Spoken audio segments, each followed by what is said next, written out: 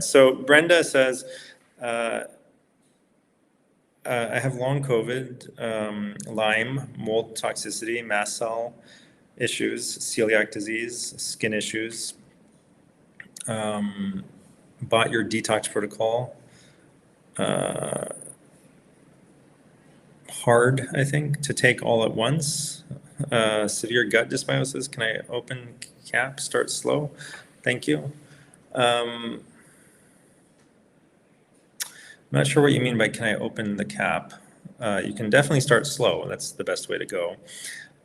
Again, I mean, with all of your issues, you really need to talk to somebody like Hakeem Shabazz, right? You need like a proper, comprehensive evaluation to begin with, and then a step-by-step approach to get rid of all this stuff. For mold toxicity, I mean, one thing you can do if it's an ongoing problem is get like a molecule air filter, MOLEKULE. I'll just type it in here, molecule air filter. It will destroy mold spores. There's other filters out there that do this, but I think this one might be the best. There's a really, there's some expensive ways of doing things, and there's some super cheap ways of doing things. So this thing is like $1,000 air filter per filter, right? So you might need to spend a few $1,000s in your house outfitting it with molecular air filters.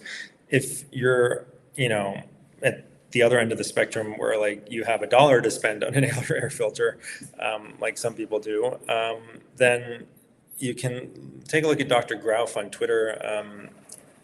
Try to ignore his, he mostly tweets about geopolitical stuff, but if that's not your thing, just, you can get this PDF from him, and he talks about how you can make a soup. He has all these like super, super cheap hacks for doing things that are otherwise super expensive. So he has one for an air filter. Basically, you buy a certain kind of lump charcoal, and you can pass, your room air through it in a certain way, and it basically is better than almost all air filters on the market. Just filtering air through charcoal is incredibly effective. So just like using activated charcoal as a detox thing, it just has so many little pores and holes that it can just bind to all these different different toxins in your body, but also outside your body in your air. So anyway, getting an activated charcoal filter basically for your room, and you can just kind of like DIY it pretty on the cheap. He also has one for a grounding mat where you take the like the windshield cover that's got the reflective coating on it that you can buy at like a hardware store. So you get a windshield cover with that reflective metallic coating, and then I think you like poke a wire into it or something, and then you run the wire outside and wrap the wire around a copper penny. So I think the latest pennies are not made out of copper, so you have to find like an old penny and then bury the penny in the earth. So copper penny buried in the earth, wrapped in wire. The wire threads, out of the ground, goes through your window or your door and connects to that windshield cover and creates like a $2 grounding mat that you can use at your workstation, you can use in your bed, you can use anywhere where just put your skin on it and be grounded. So anyway, I'm talking about the air filter for the mold. So it can be really powerful with mold. And then, Lyme is something that is oftentimes very, very deeply rooted and takes a lot of effort to root out. So it's a months-long process usually. And the celiac, obviously avoid gluten for now, but you can probably heal that problem as well. But yeah, I mean, you need more than just like a detox supplement. You have to completely overhaul your lifestyle and have somebody who's really experienced guiding you along the way. Because the long COVID is just, it's like the tip of the iceberg, right? There's a lot of stuff below it. So just dealing with the long COVID is not enough. You need to deal with everything all together. All right, so let's see. Somebody, I think, posted a comment on X, so I'm just going to pull that up and see.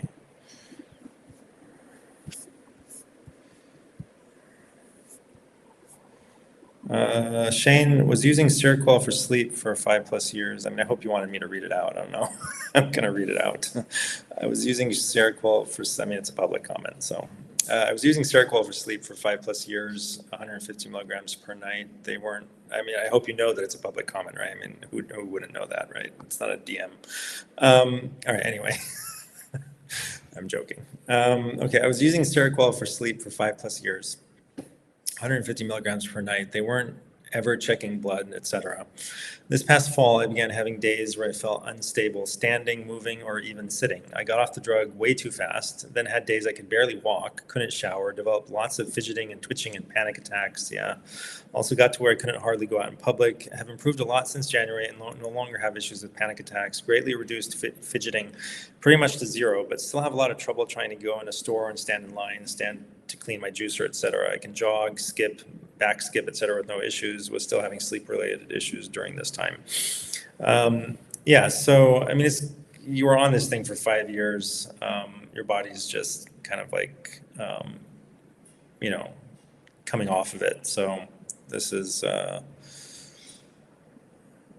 to be expected, I think. So eventually you'll be back to normal completely, and you know, you just got to be careful. I would not go on any pharmaceutical long term at all for anything, ever, really, unless you know somebody who's really skilled tells you that this is pretty required. If you've been on something for like 30 years, it could take you a few years to get off of it. That's what I got to tell you. If it's something that's changed your brain, levels of different things, and maybe even change the structure of your brain, you can change it back, but it's not going to be an easy, it's going to be a long slog. Okay. So you got to understand that it's not going to be easy. It's going to take time, and you just got to be super patient if you want to ever get off something like an Ativan or Seroquel or an SSRI that you've been on for 10, 20, 30 years.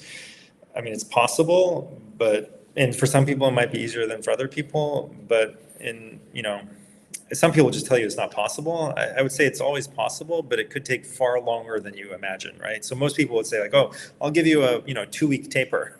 And other people might be like, I'll give you a 2-month taper. Don't worry about it. You'll be fine. But really, you may need like a 2-year taper. You may even need a 3-year taper, right? So usually you'll get down to a point, maybe half or a quarter or whatever, and it's like you can't get beyond that point. You can't go lower, right? So it just means that you got to go even slower, stay there for a little while, and then go to a compounding pharmacy and get like a fraction taken off of the quarter dose, or just shave off a little bit, and you just keep going. You just got to be super persistent. Take your time. All right, thanks, Shane.